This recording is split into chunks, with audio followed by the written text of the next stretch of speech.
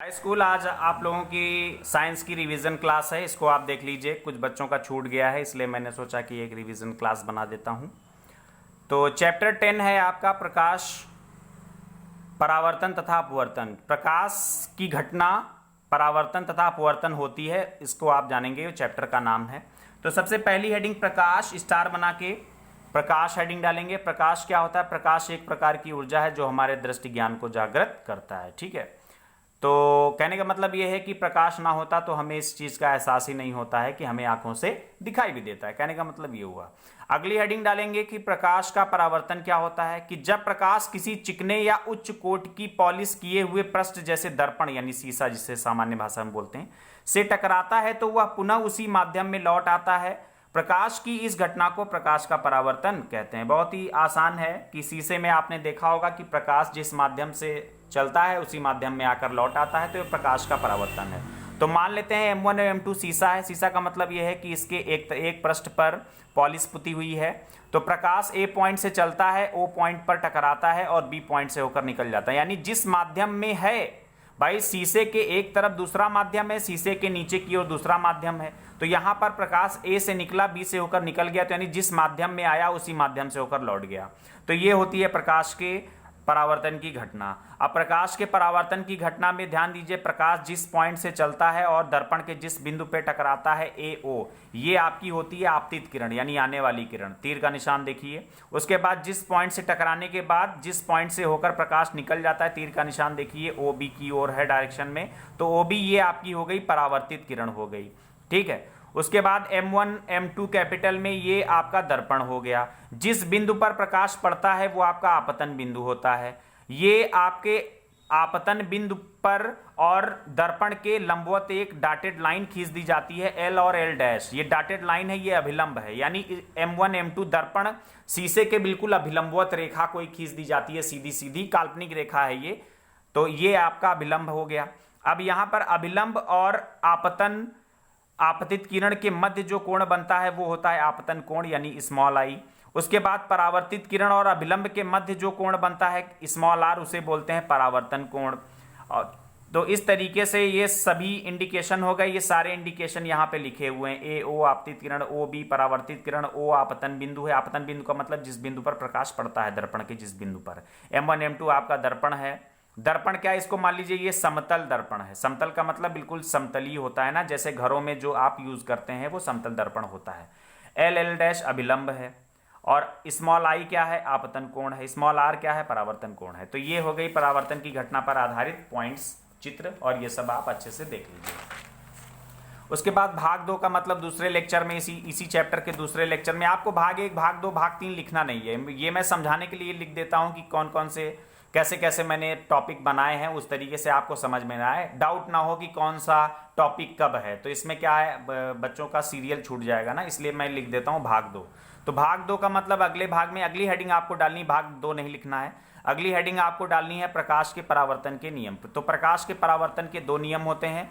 पहला नियम होता है आपतन कोण परावर्तन कोण, यानी I और R परस्पर बराबर होते हैं। कोण I बराबर कोण R हो गया। उसके बाद दूसरा नियम होता है आपतित किरण, परावर्तित किरण तथा आपतन बिंदु पर खींचा गया अभिलंब तीनों एक ही तल पर होते हैं। ठीक है, तीनों एक ही तल पर होते हैं। यानी आपतित किरण, परावर्तित किरण तथा आपतन बिंदु पर खींचा गया अभिलंब, ये तीनों एक ही तल पर होते हैं। तो M1 M2 पर ही तो हैं, एक ही तल पर हैं।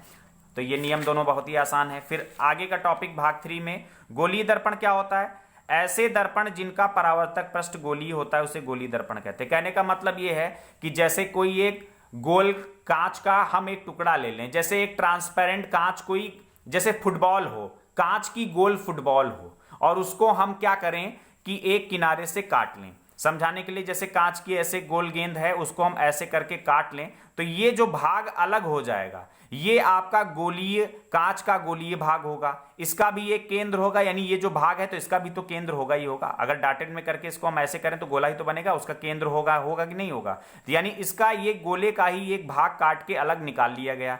तो ये जब तक दोनों पृष्ठ पर पॉलिश नहीं है किसी भी पृष्ठ पर, तो ये कांच का एक टुकड़ा कहलाएगा। ठीक है। लेकिन जैसे ही इसके पृष्ठ पर, तो ये आपका गोलीय भाग हुआ। अब ये गोलीय दर्पण कब बनेगा? गोलीय दर्पण तब बनेगा जब इसके किसी भी पृष्ठ पर पॉलिश पोत दी जाए। तो इसके दो पृष्ठ हैं, एक है अंदर की ओर धंसा हुआ भीतरी पृष्ठ और एक है बाहर की ओर उभरा हुआ बाहरी पृष्ठ। तो इन दोनों पृष्ठों पर हम पॉलिश, अगर भीतरी पृष्ठ पर पॉलिश पोतते हैं तो वो उत्तल दर्पण होता है, क्योंकि उत्तल भाग से पृष्ठ का परावर्तन होता है। और अगर हम बाहरी पृष्ठ पर पॉलिश पोतते हैं तो भीतरी पृष्ठ से प्रकाश का परावर्तन होता है, तो वो आपका होता है अवतल दर्पण। तो यहां पर गोलीय दर्पण, तो गोलीय दर्पण दो होते हैं, अवतल दर्पण और उत्तल दर्पण। अवतल दर्पण मैंने बताया कि अगर बाहरी पृष्ठ पर पॉलिश यानी रेड ऑक्साइड का लेप चढ़ा दो, जो लाल लाल शीशे में देखा होगा आपने पीछे चढ़ा होता है, तो यानी भीतरी पृष्ठ से प्रकाश का परावर्तन हो रहा है, तो ये आपका अवतल दर्पण हुआ। अगर इसके अंदरूनी पृष्ठ पर पॉलिश पोत दो तो बाहरी पृष्ठ से प्रकाश का परावर्तन हो रहा है, तो ये आपका उत्तल दर्पण होता है। समतल दर्पण तो आप जानते हैं कि चाहे इधर पोत दो चाहे इधर पोत दो, एक तरफ अगर पोत दो तो वो समतल दर्पण ही होगा, उसमें परावर्तन में कोई फर्क नहीं पड़ता है। जिस पृष्ठ पर पॉलिश नहीं पुती होगी उसी पृष्ठ से प्रकाश का परावर्तन होता है। तो समतल दर्पण तो एक ही होता है, लेकिन गोलीय दर्पण दो होते हैं, अवतल और उत्तल। वो पॉलिश पोतने के आधार पर गोलीय दर्पण के नाम चेंज हो जाते हैं, ठीक है। तो यहां पर अवतल दर्पण, उत्तल दर्पण, गोलीय दर्पण के दो प्रकार होते हैं। ये चित्र आप सभी बच्चे बना लेंगे, उसके बाद दो प्रकार होते हैं लिख लेंगे। फिर भाग 4 में आपको देखना है अवतल दर्पण क्या होता है, अभी मैंने बताया।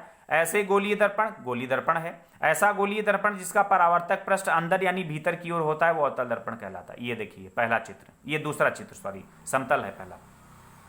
उत्तल दर्पण, ऐसे गोलीय दर्पण जिसका परावर्तक पृष्ठ बाहर की ओर होता है वो उत्तल दर्पण। ये देखिए बाहर की ओर परावर्तक पृष्ठ है, ठीक है। तो ये भाग 4 हो गया, कहलाता है। ये देखिए मैंने अलग एक और दो अलग आपको बताए हैं, ठीक है। तो आप क्या करिएगा, एक चित्र बना लीजिएगा और ये पॉइंट आपका P होता है, ये दर्पण का ध्रुव होता है, इसको पॉइंट P से दर्शाते हैं, ध्यान दीजिएगा। यहाँ पर ये जो मैंने O पॉइंट आपको बताया है ये आपका P पॉइंट होगा, ठीक है। दर्पण का ध्रुव होता है, O न लिखिएगा P लिखिएगा। अब यहाँ पर भाग 5 में क्या है, गोलीय दर्पण पर आधारित कुछ महत्वपूर्ण परिभाषाएं हैं। दर्पण का ध्रुव क्या होता है, दर्पण की वक्रता केंद्र क्या होता है, दर्पण की वक्रता त्रिज्या क्या होती है, दर्पण का मुख्य अक्ष क्या होता है, दर्पण का मुख्य फोकस क्या होता है, दर्पण की फोकस दूरी क्या होती है, दर्पण का द्वारक क्या होता है। तो ये सब परिभाषाएं होती हैं, एक एक नंबर में पूछी जाती हैं, गोलीय दर्पण पर आधारित परिभाषाएं हैं। तो ये दर्पण का ध्रुव किसी गोलीय दर्पण के परावर्तक पृष्ठ का मध्य बिंदु यानी जो बिल्कुल केंद्र में होता है। ये देखिए ये आपका अवतल दर्पण है, ये जो मैंने यहाँ पर चित्र बनाया था ये अवतल दर्पण है, नीचे लिखा हुआ है। अवतल दर्पण का केंद्र बिंदु यानी बिल्कुल बीचों बीच में ये पॉइंट P होता है, ये दर्पण का ध्रुव होता है। ये आपकी मुख्य अक्ष होता है, ये मुख्य रेखा जो बीच से होकर ऐसे गुजरती है वो मुख्य अक्ष यानी मुख्य रेखा होती है। तो ये अवतल दर्पण हो गया, ये जिसे दर्पण का ध्रुव कहते हैं, ये P से प्रदर्शित करते हैं। तो यहाँ लिखना है किसी गोलीय दर्पण के परावर्तक पृष्ठ के मध्य बिंदु को दर्पण का ध्रुव कहते हैं, इसे P से प्रदर्शित करते हैं। चित्र बना लीजिएगा, ठीक है। उसके बाद ये देखिए ये दोनों चित्र बने हुए हैं, चाहे अवतल दर्पण हो चाहे उत्तल दर्पण हो, दोनों में ही दर्पण का ध्रुव होता है, ठीक है। मुख्य अक्ष आपका वही होगा। फिर उसके बाद भाग 6 में दर्पण की वक्रता केंद्र। तो वक्रता केंद्र क्या होता है, गोलीय दर्पण जिस खोखले गोले का भाग होता है, अभी मैंने बताया था कि खोखला गोला काटकर जिस गोले से वो भाग निकाला जाता है उसके केंद्र को हम क्या कहते हैं, वक्रता केंद्र, इसे कैपिटल C से प्रदर्शित करते हैं। तो ये देखिए चाहे अवतल दर्पण हो चाहे उत्तल दर्पण हो, किसी गोले का भाग होगा, जिस गोले का भाग होगा पॉलिश कैसे पुती है इस बात का ध्यान रखिएगा। जिधर पॉलिश पुती हो तो उधर डैश लगा देते हैं, ठीक है। तो ये C हो जाएगा। अवतल दर्पण के लिए दर्पण के दाहिनी ओर केंद्र होता है और उत्तल दर्पण के लिए दर्पण के बाईं ओर केंद्र होता है, ठीक है। ये दोनों आपके मुख्य अक्ष हो गए, ये जो केंद्र से होकर रेखा गुजरती है ये मुख्य अक्ष कहलाती है, ठीक है। अब यहां पर अगला दर्पण की वक्रता त्रिज्या, किसी गोलीय दर्पण के वक्रता केंद्र C तथा ध्रुव के मध्य जो दूरी होती है वो वक्रता त्रिज्या कहलाती है, यानी P और C के बीच की दूरी वक्रता त्रिज्या कहलाती है। ये देखिए मैंने यहाँ पर अवतल दर्पण उत्तल दर्पण के लिए चित्र बना के मुख्य अक्ष हो गया, C और P के बीच की दूरी R, C और P के बीच की दूरी R, ठीक है। अवतल उत्तल दर्पण के लिए अलग अलग होती है डायरेक्शन में, अवतल के लिए दाहिनी तरफ और बाईं तरफ और उत्तल के लिए दाहिनी तरफ, ठीक है। तो PC is equal to R, PC P और C यानी दर्पण का ध्रुव और केंद्र के बीच की दूरी R होती है, ठीक है। पार्ट 7 में दर्पण का मुख्य अक्ष क्या होता है, यानी दर्पण के केंद्र और ध्रुव से होकर जो सीधी रेखा जाती है वो दर्पण का ध्रुव कहलाती है। देखिए मैंने लिख दिया है, और वो दर्पण का मुख्य अक्ष कहलाती है, ठीक है। फिर इसके बाद अगला टॉपिक है दर्पण का मुख्य फोकस। तो दर्पण का मुख्य फोकस क्या होता है, कि किसी गोलीय दर्पण के परावर्तक पृष्ठ से परावर्तन के पश्चात प्रकाश किरणें मुख्य अक्ष के जिस बिंदु पर अभिसरित यानी मिलती हैं या अपसरित मतलब निकलती प्रतीत होती हैं, वह दर्पण का मुख्य फोकस कैपिटल एफ कहलाता है। ठीक है, इसे कैपिटल एफ से प्रदर्शित करते हैं। अब इसको समझ लीजिए, जैसे हम अवतल दर्पण में देखें तो मुख्य अक्ष के समांतर आने वाली किरणें, अवतल है तो इसके बाहरी पृष्ठ पर पॉलिश पुती होगी, भीतरी पृष्ठ से प्रकाश का परावर्तन होगा। प्रकाश की किरण जैसे यहां पर पड़ेगी तो वो मुख्य अक्ष के सभी किरणें मुख्य अक्ष के एक केंद्र पर केंद्रित हो जाती हैं, उसे हम बोलते हैं दर्पण का मुख्य फोकस यानी कैपिटल एफ। ठीक है, अब तो यहां पर इस पॉइंट पर प्रकाश की किरणें आपको अभिसरित होती प्रतीत हो रही हैं यानी मिलती प्रतीत हो रही हैं। अभिसरित यानी अवतल दर्पण में अभिसरित होंगी, अभिसरित यानी मिलती हुई प्रतीत होती। इस पॉइंट पर अगर कोई व्यक्ति खड़ा हो जाए तो उसको लगेगा कि ये तीर हमारी ओर आ रही हैं। ठीक है, जो कि मुख्य अक्ष पर ही मिलेगा। मुख्य अक्ष बीच बिल्कुल बीचों बीच में पी से और सी से होती हुई रेखा जो गुजरती है, ये सी नहीं है, सी तो यहां पर कहीं होगा ना, सी जो, तो ये मुख्य फोकस बीच में मिलेगा पी और सी के। तो यहां पर भी, यहां पर देख लीजिए, यहां पर ये सी आपका सेंटर मिलेगा, पी और सी के बीच में एफ। अब इस पॉइंट पर प्रकाश की किरण, उत्तल दर्पण के लिए प्रकाश की किरण ये ऐसे निकल रही है, तो यानी यहां से ऐसे टकराएगी तो ये बाहर की ओर निकल जाएगी, भीतर की ओर प्रवेश नहीं करेगी। लेकिन अगर हम काल्पनिक तौर पर इसको पीछे की ओर बढ़ाएं, तो इन किरणों को अगर पीछे की ओर डॉटेड में हम बढ़ाएं तो मुख्य अक्ष के किसी एक बिंदु पर केंद्रित होती हुई प्रतीत होती हैं, महसूस होती हैं। ठीक है, इसमें प्रतीत होती हैं। तो यहां पर अगर कोई व्यक्ति खड़ा कर दिया जाए तो उसको ये लगेगा कि ये जो किरणें निकल रही हैं ये एफ पॉइंट से बाहर की ओर निकल रही यानी अपसरित हो रही हैं, अपसरित यानी निकल रही हैं। ठीक है, तो ये आपके मुख्य फोकस कहलाते हैं। और मुख्य फोकस ध्यान दीजिएगा पी और सी यानी केंद्र के बीच में कहीं पर मिलता है। ठीक है, आगे की बात अगले पॉइंट में।